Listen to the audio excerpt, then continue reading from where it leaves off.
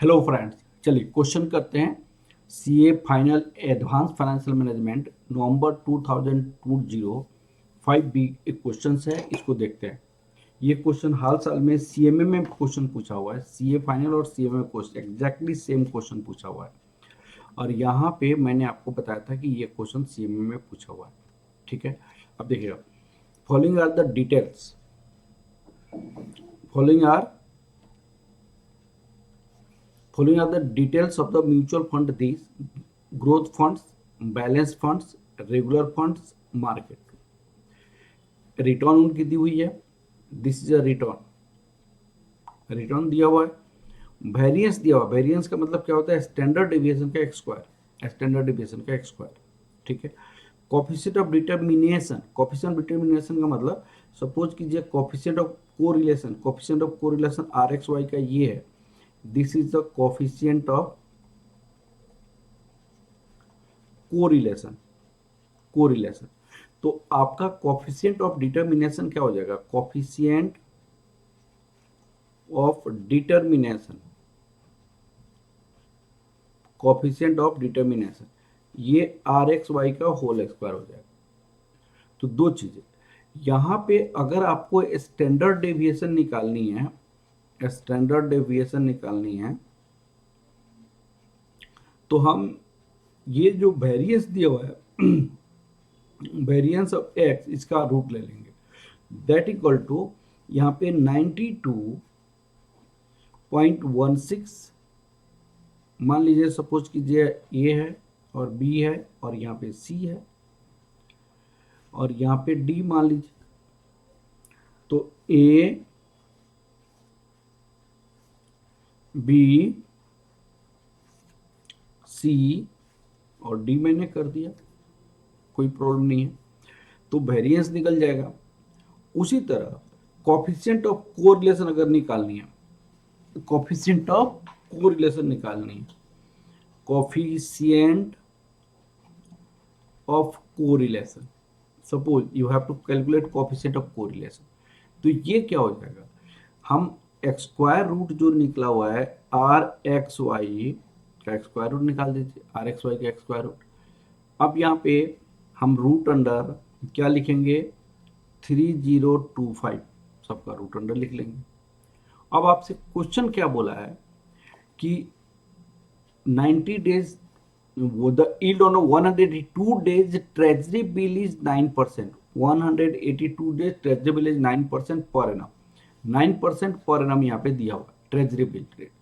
तो 9% per annum यहाँ पे ट्रेजरी बिल रेट दिया हुआ है, रेट फ्री 9% पर एनम दिया हुआ है ट्रेजरी बिल। अब इस केस में हम क्या करेंगे? ये एक्सपेक्टेड रिटर्न निकालेंगे। Expected return that equal to return of the portfolio risk free. Standard deviation divide करेंगे तो ये साफ रेशियो हो जाएगा, Sharpe ratio. And you will calculate standard deviation from here. अगर सपोज कीजिए ट्रेनर रेशियो निकालनी है, ट्रेनर रेशियो निकालनी है, तो उसके लिए क्या करना पड़ेगा? Risk free plus standard deviation है बीटा, बीटा निकालना पड़ेगा। यहां पे beta you have to calculate. After calculating beta आप दो रैंक देंगे, जो सबसे हायर होगा उसको फर्स्ट रैंक देंगे, उसके बाद वाली जो रैंक होगा उसको सेकंड रैंक, थर्ड रैंक देंगे। और आपको करें compare the performance with the market, market से कंपेयर करना है, तो मार्केट का भी हमें निकालना पड़ेगा साफ रेशियो और ट्रेनर रेशियो। तो साफ रेशियो में क्या होता है? R m minus r f, जो रिटर्न मार्केट का है, रिटर्न मार्केट का ये है आर एम। और बीटा, अगर मान लीजिए स्टैंडर्ड डेविएशन ऑफ मार्केट लिखेंगे तो साफ रेशियो हो जाएगा।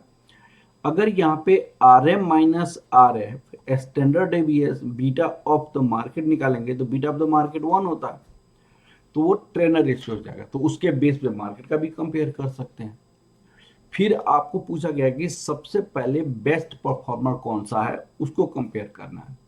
तो देखिए exactly same question CMA final December 2003 सिलेबस 16 में पूछा हुआ है। दिसंबर 2023 सिलेबस 2016 में ये रिटर्न दी हुई है, एग्जैक्टली सेम क्वेश्चन है, ये आपका वेरिएंस दिया हुआ है, ये आपका कोफिशिएंट ऑफ डिटर्मिनेशन दिया हुआ है, coefficient of determination, rank on the basis of Sharpe ratio, rank on the basis of trend ratio, performance आपका मार्केट का भी निकालनी है।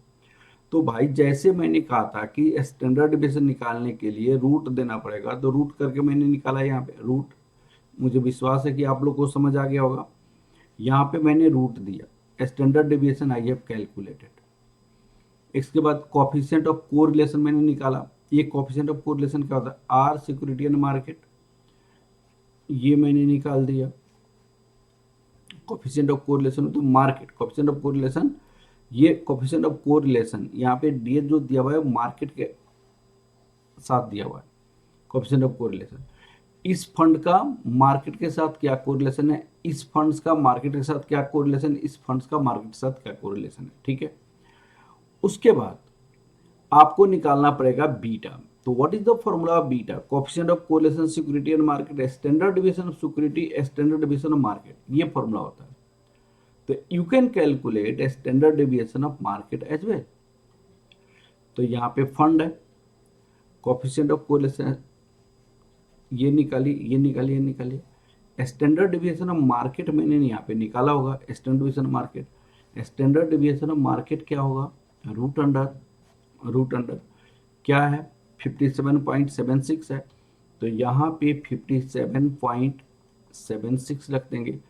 इसका स्क्वायर रूट निकालेंगे, तो इसका स्क्वायर रूट कितना हो जाएगा, आप देखिएगा इसका स्क्वायर रूट बताइए कितना, 57 यहाँ पे 57.76, तो यहाँ पे 57.76, इसका स्क्वायर रूट निकाल दीजिए, 7.6 हो जाएगा यहाँ पे।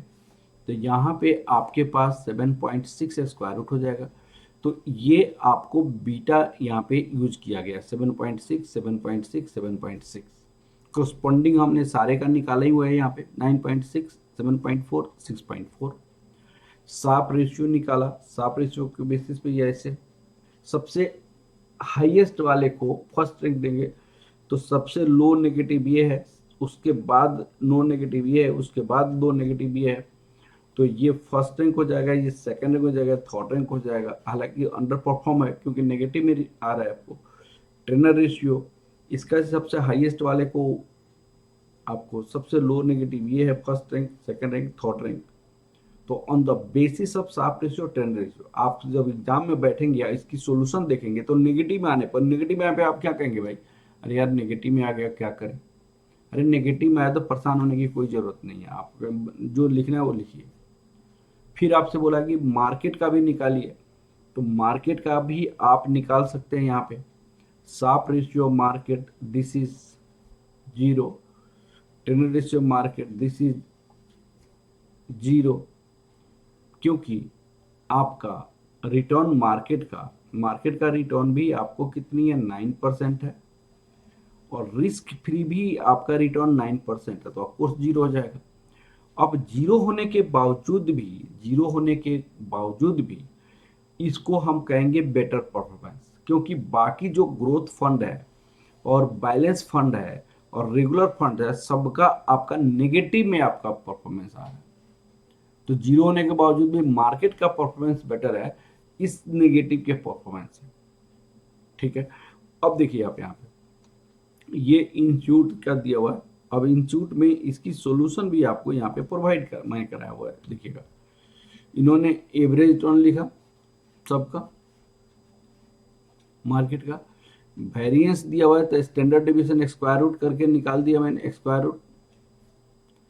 कोएफिशिएंट ऑफ डिटर्मिनेशन दी हुई है, तो कोएफिशिएंट ऑफ कोरिलेशन इसका क्या है, स्क्वायर रूट आपका कोरिलेशन हो जाएगा। तो यहाँ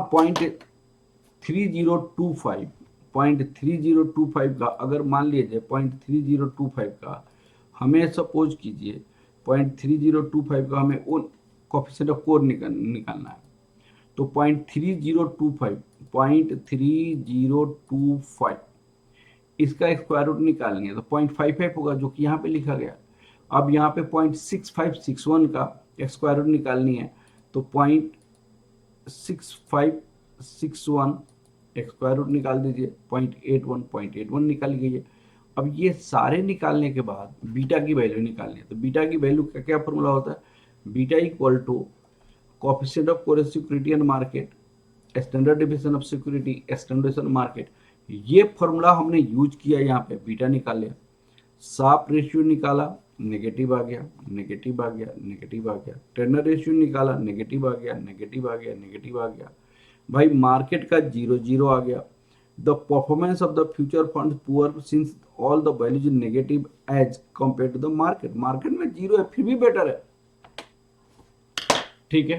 तो ये क्वेश्चंस आपका कंप्लीट हो गया, जो कि बहुत अच्छा क्वेश्चन था, आपके सीएमए में पूछा हुआ है, पहले सीए फाइनल में पूछा था नवंबर 2020 में, और बाद में सीएमए में क्वेश्चन पूछा है, मैंने सॉल्व किया हुआ है।